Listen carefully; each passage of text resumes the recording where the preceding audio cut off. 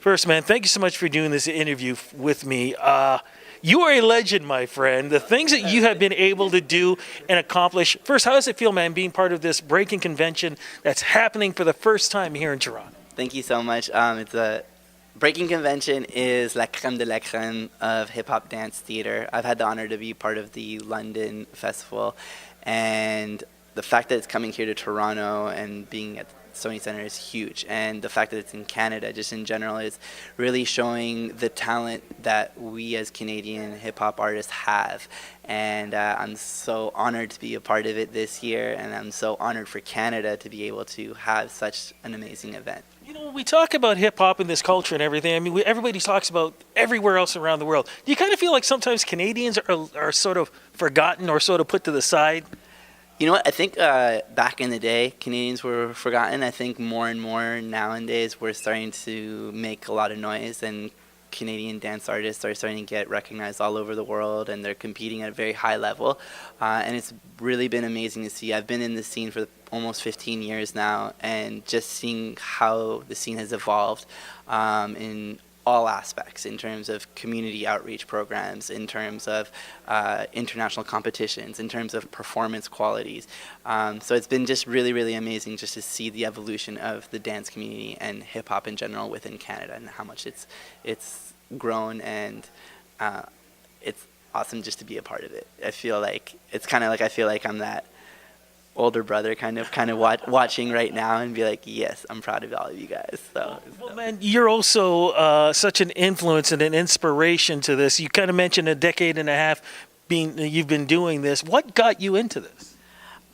So I grew up in Bethesda, Maryland, a small suburb outside of Washington, D.C., and I used to be a big-time skater, and skating was like my passion. I would skate on my knees. I had created my own style by grabbing the side of the board, doing ollies, 50-50s, board slide. I had even gotten sponsored by a local company back home in the Washington, D.C. area, and after having a surgery on my knees, I could no longer skate anymore.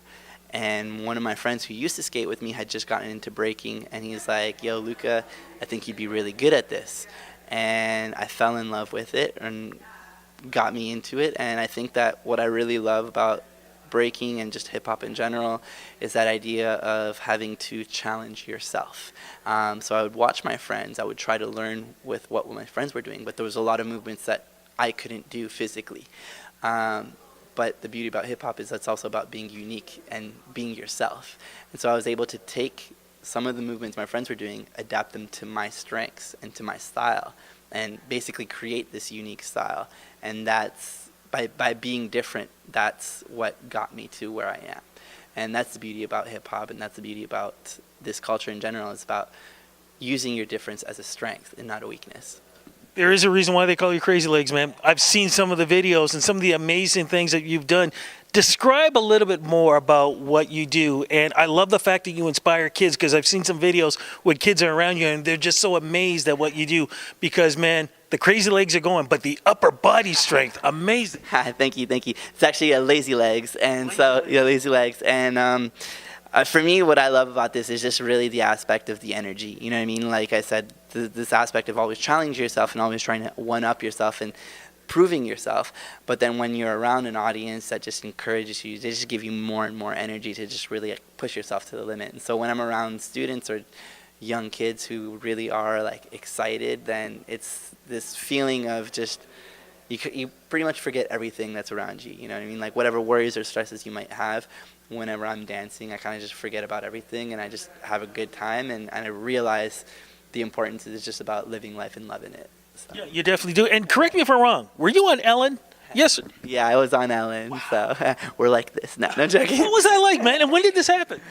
So it happened at the end of 2013. They ended up seeing one of my videos, and they gave me a call right away, and they're like, we want to have you on the show. And it's like, hell yeah. So it was a dream come true, because I'm a huge fan, and she's an amazing person. And when I got that opportunity to meet her face to face, I was so nervous.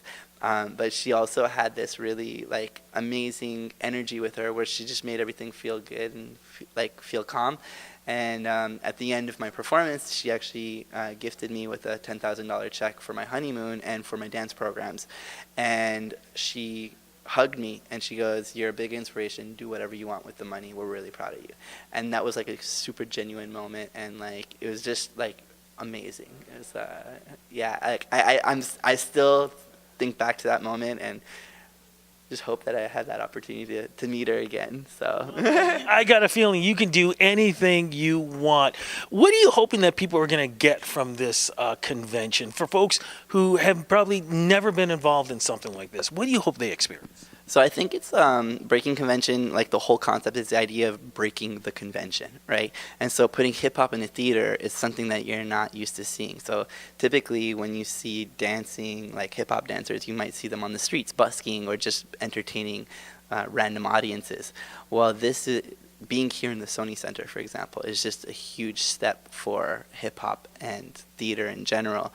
The fact that I think what the audiences are going to get is they're going to be able to see something that they've never seen before, experience something through the dancers, through their own personal journeys, and see and get entertained at the same time, you know.